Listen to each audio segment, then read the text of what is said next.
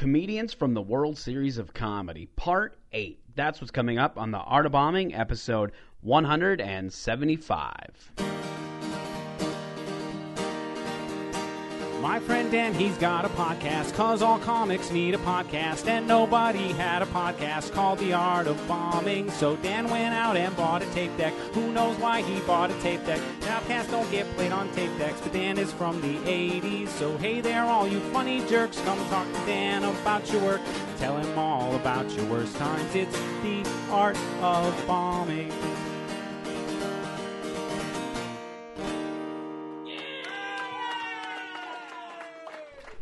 Welcome to a brand new episode of The Art of Bombing. Dan Bublitz Jr. here with you as we continue World Series of Comedy Week on the podcast, talking to comedians from all over the country while we're all in Las Vegas competing in this festival.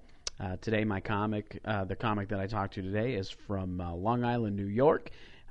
He's a very funny comedian, Neil Rubenstein. I met him a few years ago at the San Diego Comedy Festival. Very funny guy, what you're going to find out. I do need to give you a little bit of a disclaimer. There was a little bit of a part that I had to edit out, so there's like a weird transition. There was no way around it without taking a bunch of the conversation out, and I enjoyed the conversation, so I didn't want to take it out, but just keep that in mind. There's going to be a weird transition. With that, we're going to get right to this. Again, just as a reminder, as always, if you're a new listener, help us out and subscribe to the podcast, even if you don't listen to the episodes. And if you would, be so kind, go to wherever you can review this podcast and leave us a 5-star rating and a nice review. And we have some new merch available on our website, artofbombingpod.com. Check that out. All right, here's my conversation with Neil. Enjoy.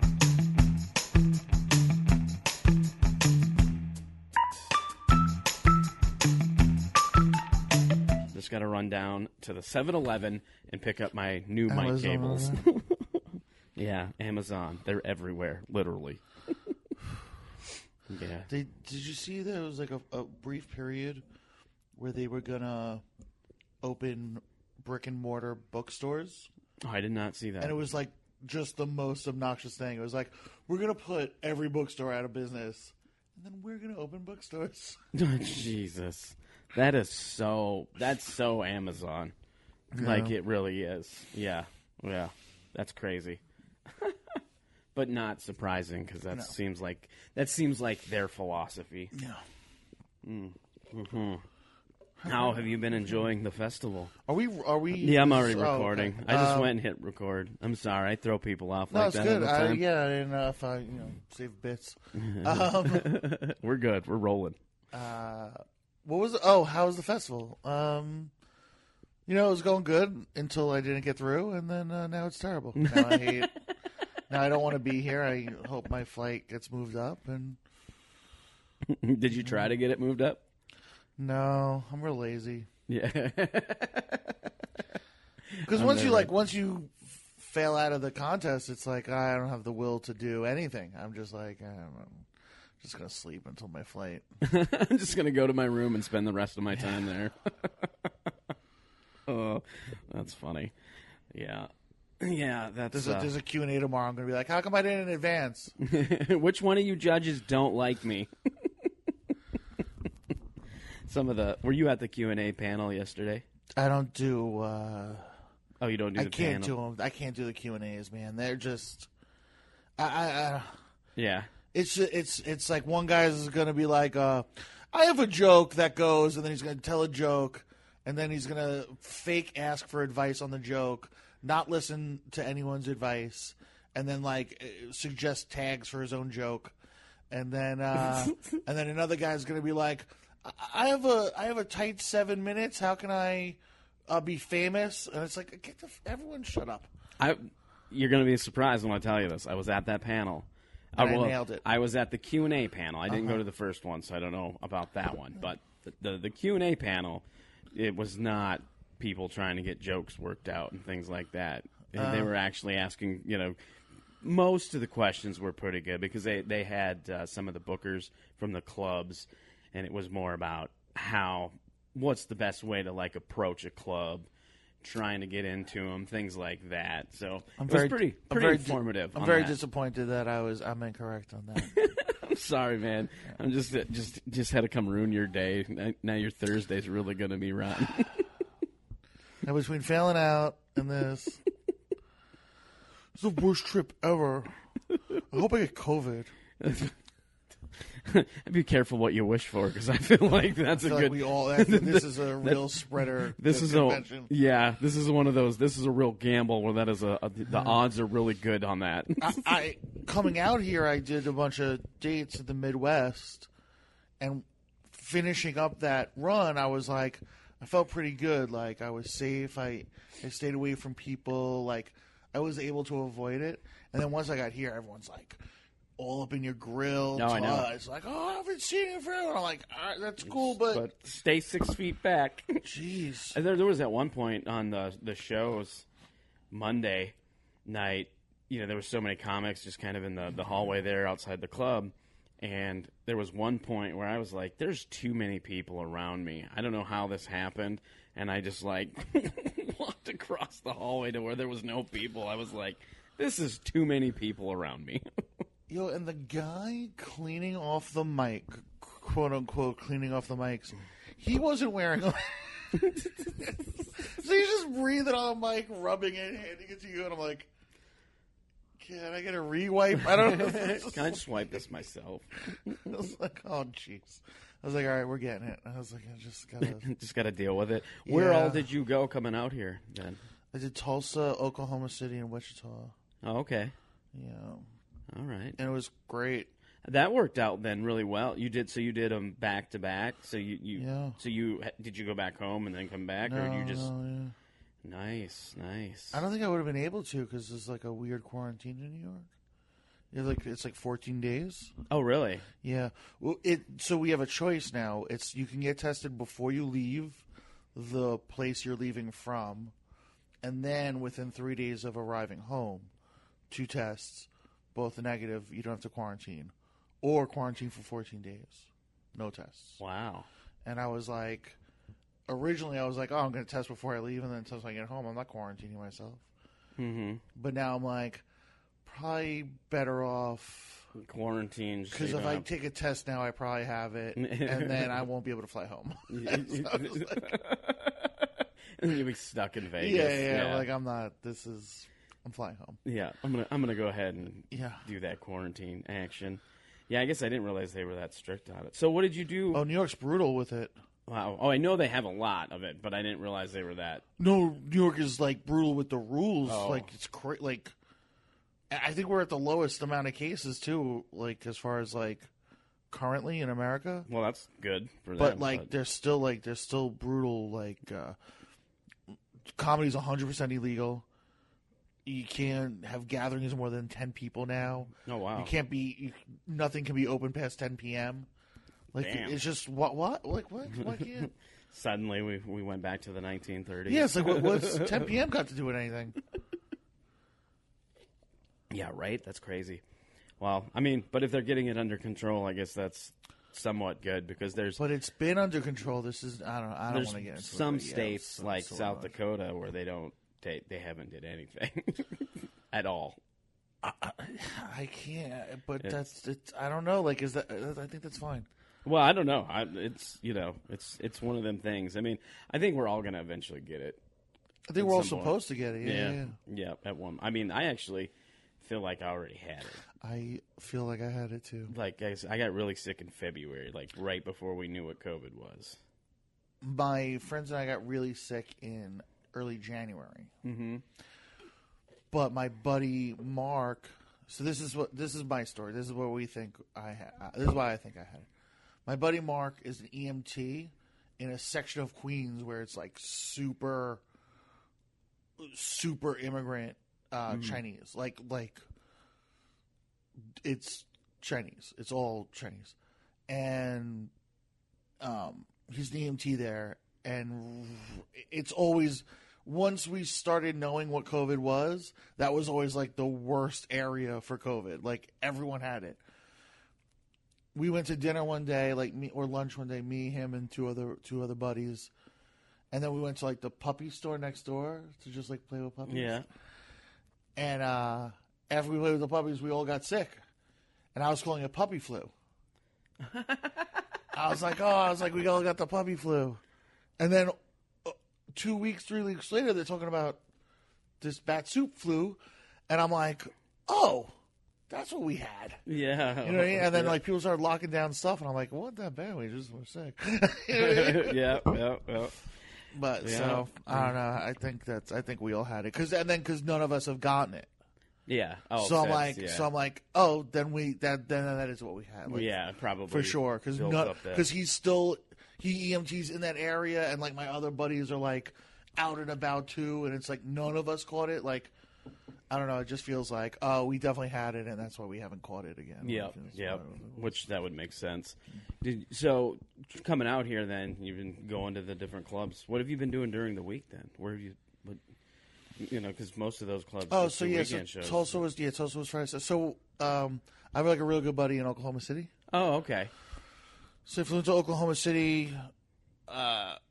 Rented a car from Oklahoma City, drove to Tulsa, did that weekend, and then came back and stayed with him in Oklahoma City for the week. Yeah. Yep.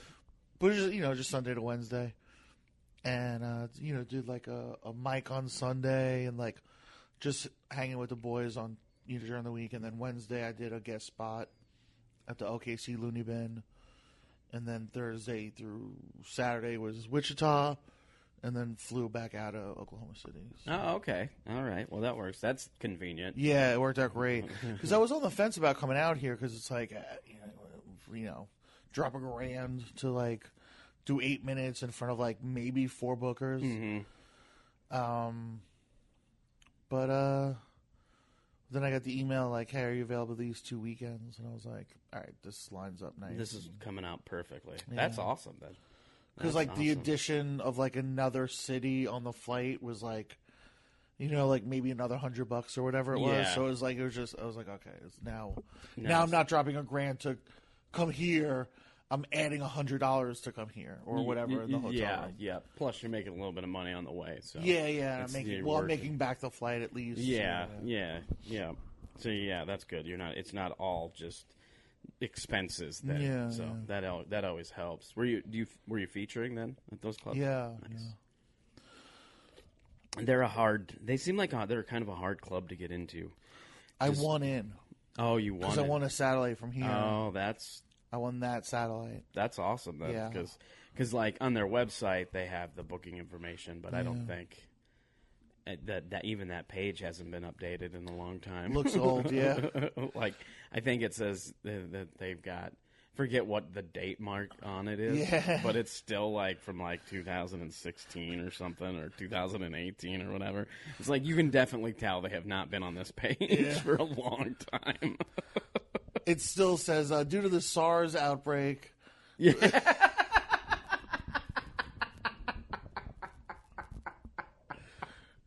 Oh, yeah, that's funny.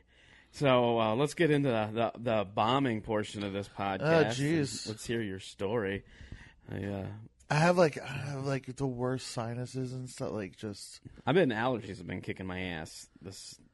I don't think it's because I had to get the CPAP machine. My wife was like, "You have to get the CPAP machine. I'm not allowing this to continue," and I can't use it because like from getting my nose broke a million times as a young punk, it's like just like all like a mash of like cartilage, like, weirdness in there. So, it feels like I'm drowning. Like when you like push oxygen in my mouth, I feel like I'm drowning because I can't breathe out through my nose consistently. So it's just like, oh jeez. So it's worse. It's worse. It's worse. It's like I'd rather just die in my sleep. What was the question? Went on a tangent about that. Well, it's similar. It's very similar to dying. This is about dying on stage. So when you presented the question, I mean, I don't know, like breaking the fourth wall here, but Dan sends out the question, in advance of the pod. Yeah, do a little. So when I got the question, when I first got the question, I was like, I started to think like, oh, what is like the worst? Like, what is my worst bomb? So I kind of broke up my career into like a couple of pieces, and I'm just gonna go with recency and post. Like I'm just gonna go post COVID. Like I did the last comics standing contest. Okay. For Mohegan Sun. Are you familiar with this? No. So, in Connecticut, there's a casino called Mohegan Sun. Oh, okay. In that casino, there's a comedy club called Comics. Oh, okay. And it's pretty big. It's a huge room. It's massive. It's it's the size of the Comedy Palace, but the other way. Oh, okay. So it's straight and narrow versus wide and short. It's also wide though. Okay. Well, it feels like a hybrid. It feels like a hybrid between a theater and a club. Okay. Because it's sat like a club, but then there's like a moat and a big stage. Oh, okay. I gotcha. And front to back, it's easily the length or the width of the Comedy Palace. Like just gotcha. So deep. And they have a contest every year, and the booker of that place his name is Ryan. He's one of the coolest dudes. We get along great. Like we've been to concerts together. Like he's a great guy. And every year, I'm like, should I do this like, I want to show face to the club. He's given me work there, and I've done some like he books outside of there, and he's given me some work. He's very generous with me, but I'm not past to that club. Like I hosted once or twice, I featured once or twice, and it's like I know that what they're looking for is bigger than me. You know what I mean? Like it's a big club. They want and it's so close to New York. They get what they're looking for. Like I'm not. Maybe I could host. Yep. So it's always like, oh, should I do this contest? Like, I know I'm not. I don't think I can win, whatever. Mm-hmm. And with, like, all the COVID stuff, I was like, should I do it again? Like, I keep getting to, like, the semis and then, like, failing out. Like, it's like, what's the point? Like, who I am. You booked me. Well, I got to keep doing this contest. And he's like, well, it's, it's COVID time. Like maybe you can win it this year. You know what I mean? He's like, if it wasn't for COVID, you'd have no chance. But now, maybe. So, thank you for your honesty. So I was like, all right, I'll do it. Cool. And I hadn't been on stage or just like a few open mics, parks, or rooftop. Yeah. Just nothing great. You know Adam Muller? I don't know him personally. I haven't met him.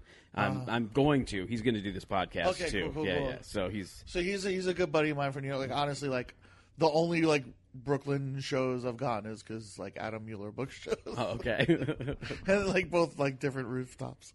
But yeah, so just like so at that point it had just been so sporadic to get on stage. Like now I feel fine. Like now I'm like at my fighting weight, so to speak. But at the point it was, and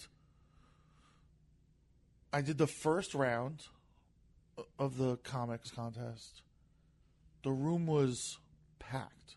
Oh, geez. I mean, they were doing so. Yeah, I'm packed for what they can do. But all the way to the back, people. Like at first, they sat the comics in the back. And then the comics had to move to the side. Then the comics had to move out into the hall. Like they just kept filling the room, and it was like, this is sick, And like it's like I hadn't been up in a while, and it was like a 5-minute round or a 7-minute round. And I killed it. I was like, this is what comedy is about. I was like, I missed this. It was so great. It was so great. And there's like a bunch of Long Island comics that like, I don't want to say like I mentor them, but like I'm the elder statesman of the crew. They're all like 1 or 2 years in, and we do like a writing group, and like, I don't want to say that it's clear I lead the group, but I lead. I'm like, hey, what do you have today? You facilitate. What do you have today? You're facilitating it and kind of the liaison. Yeah. And one of those guys was like, yo, like if you're going back up, because I was, going back up for round 2. He's like, oh, if you're going back up, I'd love to come, hang out. And I'm like, oh, I could use someone in the car, keep me awake, Mm-hmm. Go back up, round 2. I'm like, I feel like a hot shot. Like round 1 is so good. And I got like some guy like admiring me.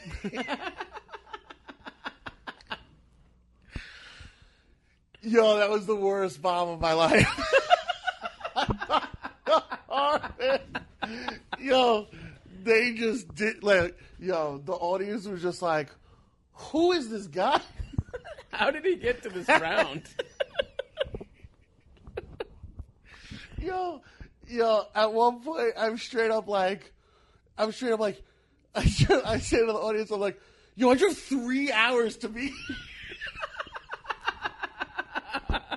And they're like, we don't give a And fuck. they're like, sucks for you, dude.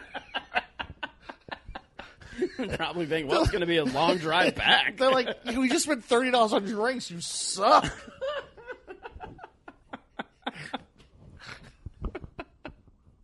Oh, man. Yo, it was brutal. It was brutal. And I haven't really bombed like that since. And I can't remember a time that was worse. But again, like pre-COVID, I'm sure there's a story or 2 or 3. But so it's so recent and it was so fresh in my head. I was like, and I started thinking like, well, what's the story I can tell? And I was like, oh, that's the story. That's a pretty good story. There's nothing worse than like, especially when like you do contests and festivals, you spend a lot of time and money to get to them for very minimal payback. There's going to be a very minimal return on your investment. And so when that happens at one of them, it's the worst. Yeah. And I have this like running gag with one of the managers there, this guy Dan.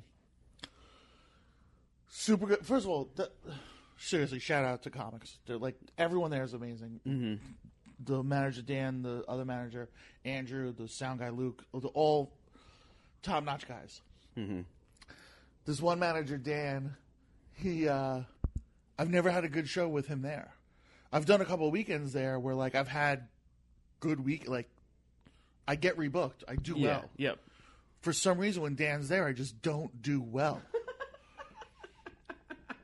And he wasn't there the first round when I crushed. And I said to to Andrew, I think I was like, yo, let Dan know I did well, please, because he's literally never seen me do well. He has no idea why I keep getting rebooked. Like he thinks I get rebooked on my personality, like you know what I mean, like because I'm like a nice guy. Like he definitely doesn't think I get rebooked because I'm a good comic. Like please let him know that I did good. And then when I got there the second time, Dan was there, and I was like, "Oh no!" And Dan's like, "No, I'm leaving. I'm leaving." He's like, "Don't worry, I'm leaving." But then the show started, and I saw him, and I was like, "Why are you still here?" He's like, "I'm leaving." I'm like, "Oh, it's too late." I'm like, "It's too late, man." And then he ended up bouncing, and then I ate a dick, and then he messaged me afterwards. He's like, "I tried to leave." It's like, I was trying. I'm sorry. I was like, there's too much Dan Mojo in the room. It was too late. Oh, man. That's so funny. Yo, I'm telling you, these cats are so fucking cool. And so, like, I think, like, I put too much pressure on myself because I'm like, I want to do well for these guys. Yeah. Like, Ryan's dad is always at the club. Like, he's so cool. He's, and he, like... And, he was like, oh, I'm rooting for you. You know what I mean? Like, they're all such good people. And then, like, I'm just never good in that room. I'm like, you guys come see me somewhere else, man. He's just like, I'll take a trip. I promise I'm funny. Just not here. I swear I'm good at this, man. I mean, there's a reason I'm in other festivals and I get booked at other places. That's the thing. It's like, like the set. I don't know what it is, man. Like, for some reason, like when it gets like too big, I never do well in the main event. Mm-hmm. But I have like 19 satellite wins. Wow! I have legitimately 6 trophies from this festival. Wow. I just can't get through in the main event, and for some reason comics I have a hard time at. But the satellites, like second place in McCurdy's, first place in Pittsburgh, first place in Boston, first place in Kansas, first place in Minnesota. Like I'm fine. Yeah. And then like something about like the main event and then that, I'm just like, why can't I do well? Like what's And then it makes you like set a bar for yourself, because now you get obsessed with, now I gotta prove I have to have my redemption. I'm gonna keep trying until I prove that I can do it. Dude, I think this was the last one for the main event, man. I think I'm just gonna do satellites. Yeah. Like find out, like pick where I want to work and just go win that satellite. Well, that's probably not a bad strategy either. I've gotten in before, and things happen, and I wasn't able to come. So this is the first time I've been able to actually come to the festival. So I was like, I debated a lot about whether or not I wanted to come, because it is a big investment. And then that's what I looked at it. I was like, all right, I don't really have anything else going on right now, so I don't have to worry about taking time off from a day job or any of this other stuff. It worked out to where I was like, okay, let's just make this investment, go see what happens. At least, you can network with other comics, do some stuff with your podcast, and, meet some bookers and stuff from other places, and hopefully, do some schmoozing. Yeah, and that's like, for you, I think it and myself, where, like, we've been around a little bit, like, especially you, like, like, all these people from your festivals and stuff. So it's, like, it's really good to just, like, oh, hey, I remember Dan. Dan's a good guy. Yeah. Like, oh, hey, I remember Neil. Yeah. Neil's a good guy. Like, yeah, absolutely. Yeah. And that's one thing I really enjoy about the festivals that I was able to work on, because now when I go to other festivals, that's exactly it. I see people that I met at these festivals, and it's like, oh yeah, I remember that person, and I know quite a few of the people on this festival from meeting them at other festivals, so it's a pretty cool thing, for sure. And in this day and age, with everything going on with COVID, it is kind of nice to just be around comedy all for like a whole week straight. That was a big thing. Was right when like Long Island started doing mics like pretty regularly and stuff, and like I'm friends with a couple like the pros from Long Island, and we went to a diner one night after an open mic, and we just ended up being at the diner until like 2 a.m, and yeah, it was just like this is what we missed. You know what I mean? Like, we can go do a mic and do our 5 minutes in a park or on a rooftop with a train coming by. Like, that's one thing. But, like, being able to, like, just chill with your comic buddies and, like, just, like, talk comedy and structure and, and the good old days and your bombing stories, It's just like, that really does make a difference. Yeah. Huge difference. Yeah, it's definitely good for morale. Because who knows what's the future holds, So now the bumming of bombing, the dreadful feeling you get when you bomb, how does that affect you in terms of like how long does that last for you, and how has that changed over the years as you've progressed in comedy? I think probably early on it probably lasted with me a little long. You know what?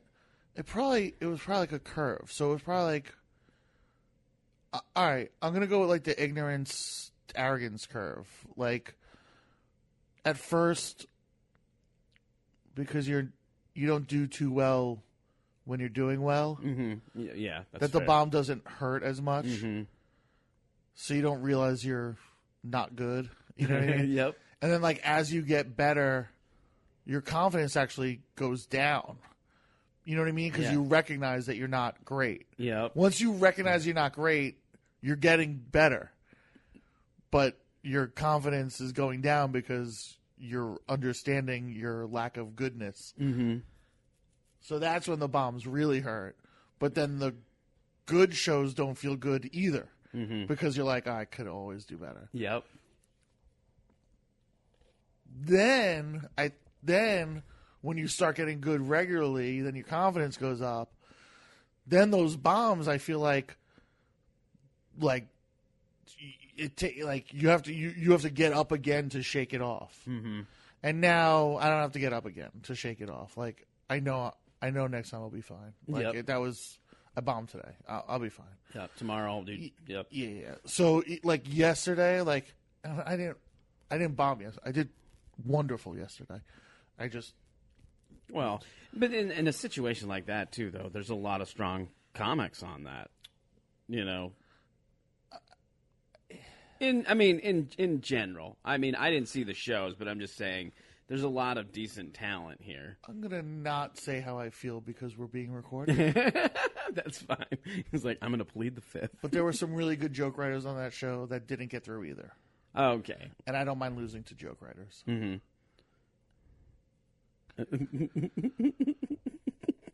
So I was very upset when I got off stage, and not when I got off stage. I was very upset when I didn't get through. And then all it took to get over it was watching Bennett.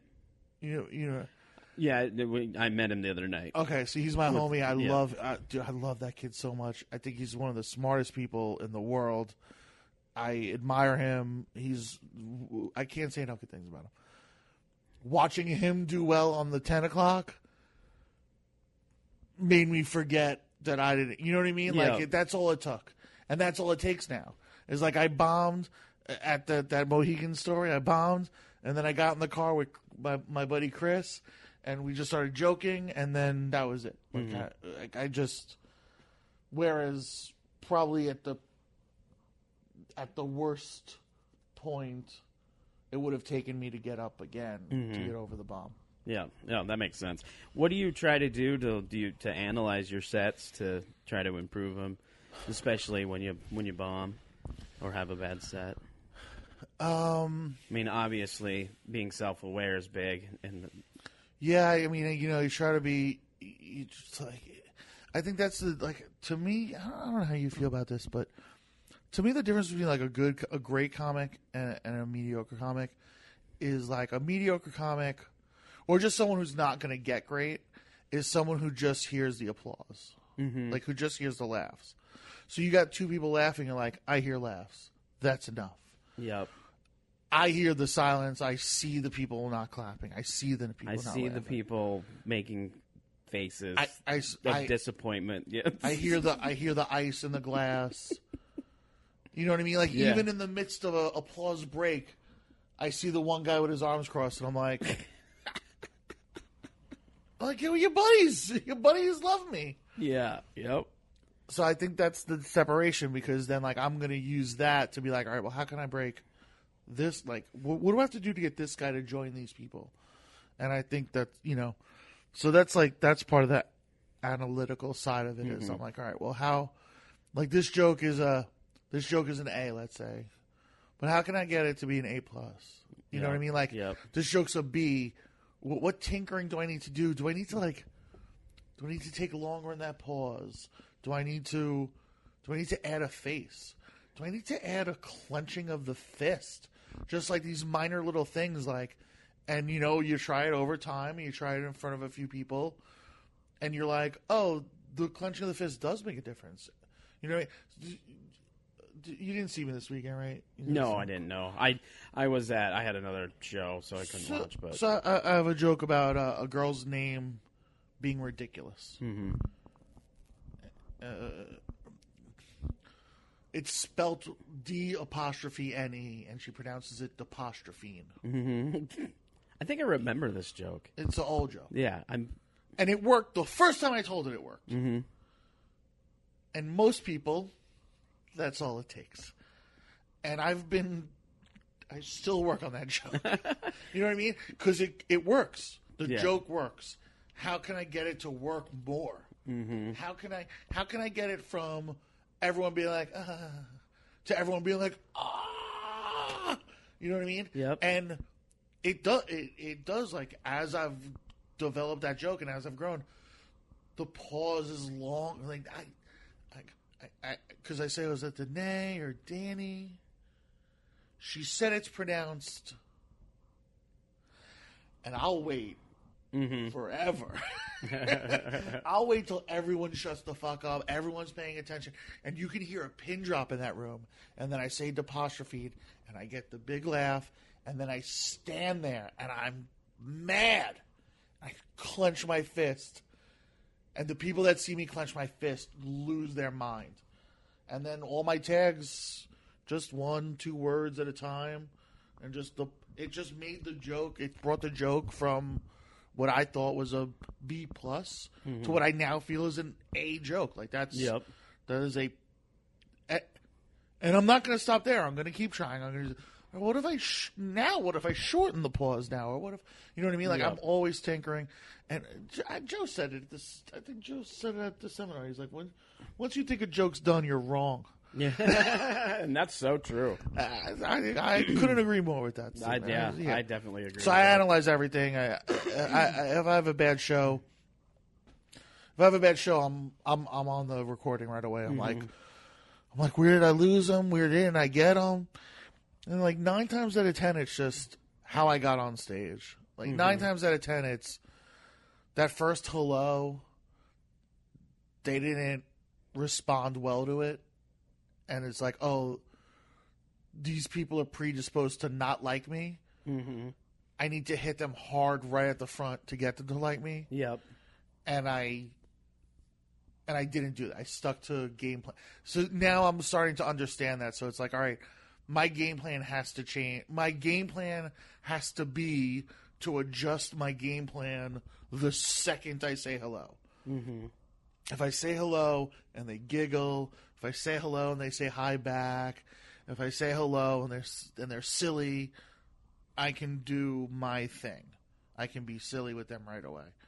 If I say hello and they just look at me crazy, like I'm just fucking a scary looking dude that,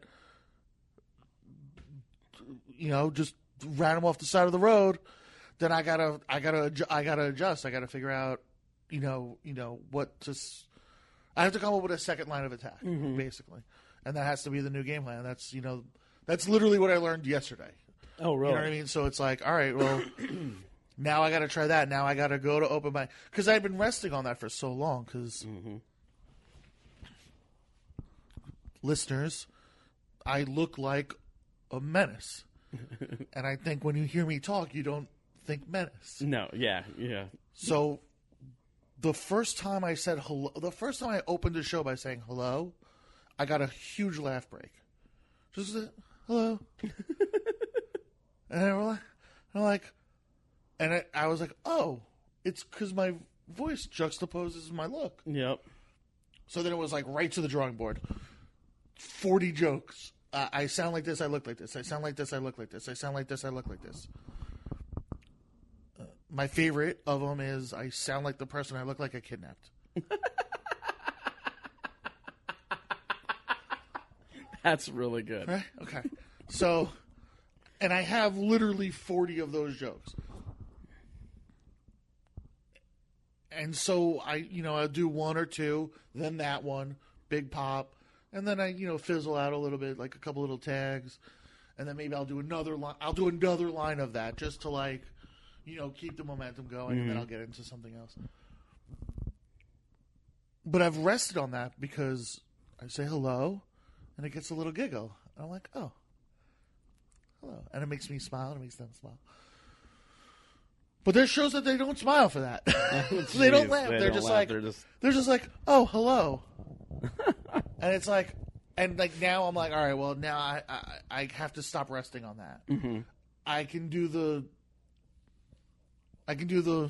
the kidnapping joke later if it feels like it has to be there. Mm-hmm. You know what I mean? Like let me figure out not a new way to open, but like a plan B. Yeah, so you can restructure your order. Right, because I think that's like a big thing too. Like that separates pros from non-pros is that ability to always go in with a game plan. Right, everyone has a game plan. Yep. They go in a game plan, but the best game plans are adjustable game plans. Yeah, oh, absolutely. You know what I mean? It's like everyone's like, oh, you have to close your closer. Okay, I'll close my closer. But I have elements in that closer that if I see I have 3 minutes left, or I have 4 minutes left, or I have 8 minutes left, and it's time for the closer, my closer's 8 minutes. Mm-hmm. But I can pull a chunk out, make it 5 minutes. I can pull another chunk out, make it 3 minutes. So the closer's really 3 minutes. Yeah. But I can make it 8 minutes. You know what I mean? Yep. And that's the game plan is, well, let's see when I get to the closer. I'm going to do only throw fastballs, and then when I get to my closer, if I have 8 minutes, I'll make it the 8 minute version. You know what I mean? And that game plan, that is the game plan. And that should be the game plan from second one, not just 8 minutes left. That should be the game plan the whole time. And that's something I have to work on for sure. So, Yeah. And that's something I get from a loss. Maybe not a bomb. A bomb, a lot of times I'm like, well, that audience sucked.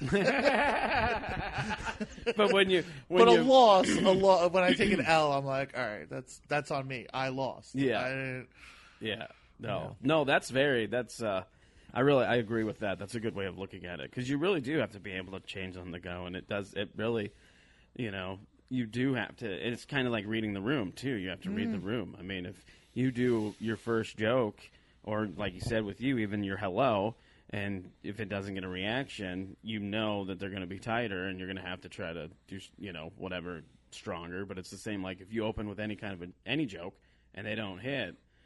If the next few jokes are similar to that joke, you know that, well, I either have to do something different, or the next few minutes I'm just going to not do well. Yeah. I was just going to stand here in silence for 8 minutes. Yeah, just look around. And it's also tough because we can't be in the room for this. Yeah. And that's a really important part of, I think that's a really important part of charm, is to be in the room with the audience.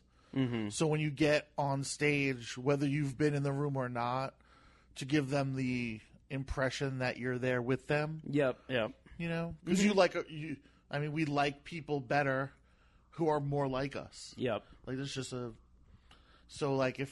he's in the room with us, he's one of us. It's Yep.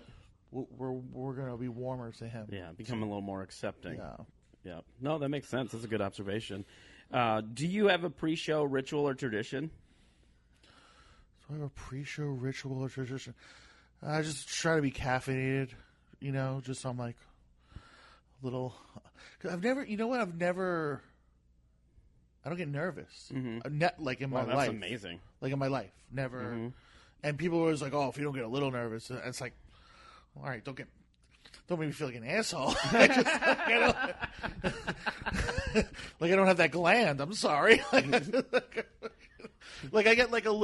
I get anxiety. I get really bad anxiety from a lot of different things. But it's that's not nerves. That's not I'm never worried about being on stage or getting in front of a crowd. That's never affected me. Mm-hmm. Sometimes I get nervish when it's I really have to impress so and so, or I have to, those little things. Yeah. Dan Young's in the room. I gotta really do good at Mohegan. You know what I mean? Things like that. But that's that's a different thing. That's not nervous. That's not worrying about being on stage. So I have to kind of fake that. I have to fake those endorphins or whatever it is. So I have to either a Red Bull or a cup of coffee or a Diet Coke, just something to be something to kind of just yeah, baby, give you a little bit of the jitters. Yeah, I was walking to the hall the other day and some guy was dancing, singing Prince, and I'm like, I need to do that. That is exactly what I need to be doing. Was that a comic? Yeah. I was he got first place on my show. Oh, really? Yeah. He got first place, and then he's got a good energy, man. Yeah, that guy. And I saw him that night dancing out there. He was going too. Yeah, he was dancing hard out in the hallway, and I was like, he has energy. And somebody even said that's one hell of a pre-show ritual. Yeah, right, definitely. And somebody after the show was like, they were like, he had the best energy on stage. Then they were like, his energy was the best out of everybody that had performed that night.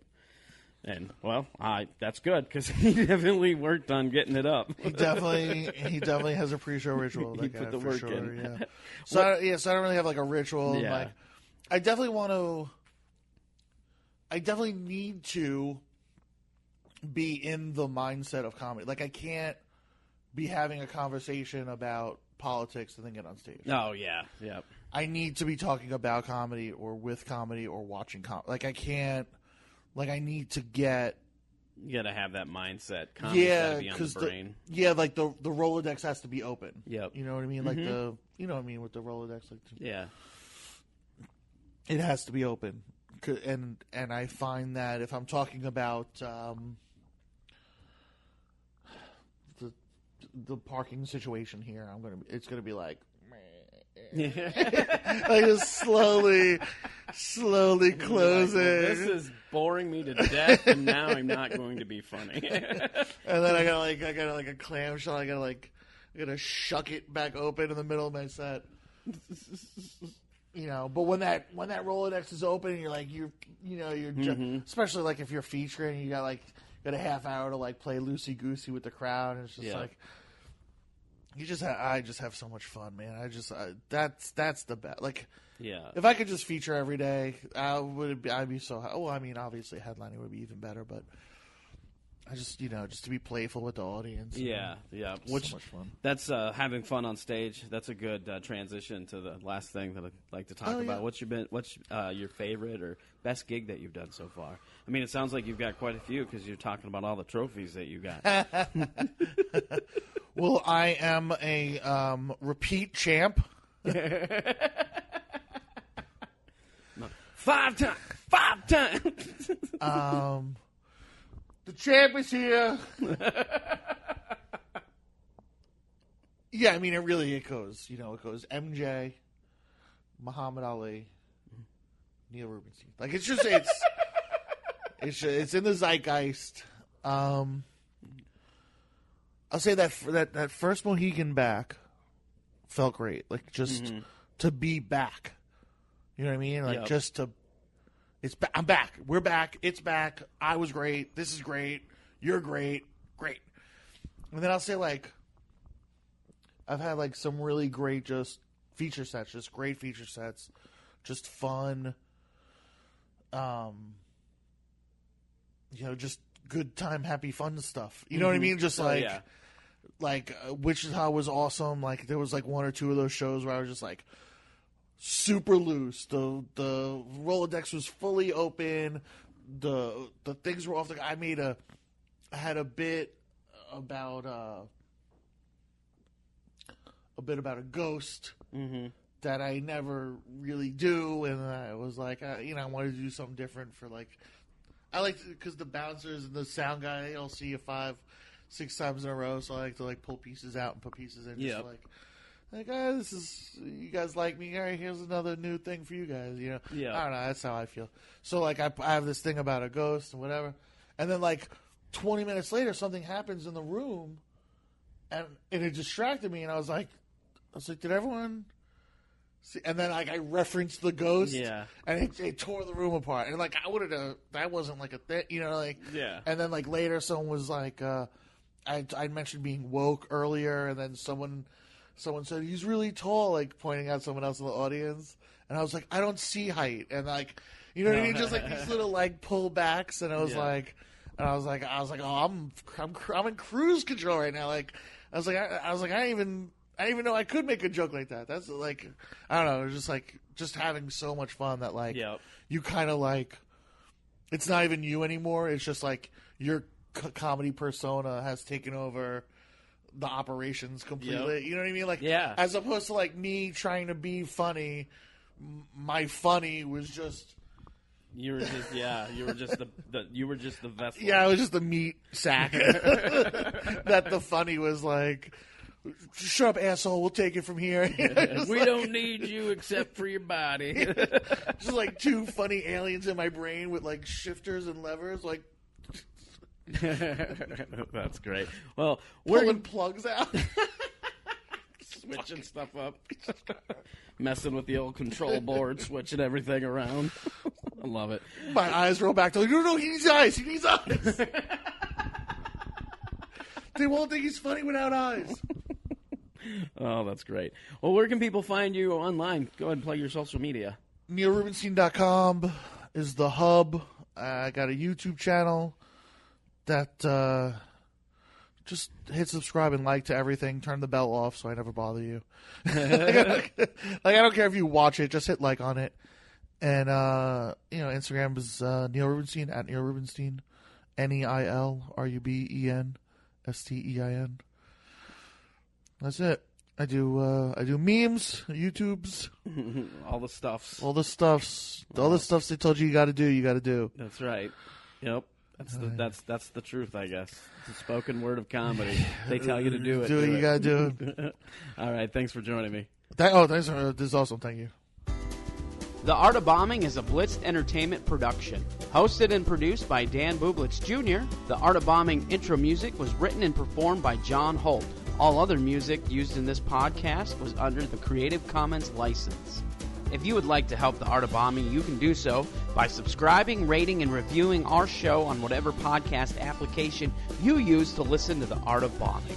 For previous episodes, blogs, and more, visit artofbombingpod.com. Have a great week, and remember, stay safe so you can live to love.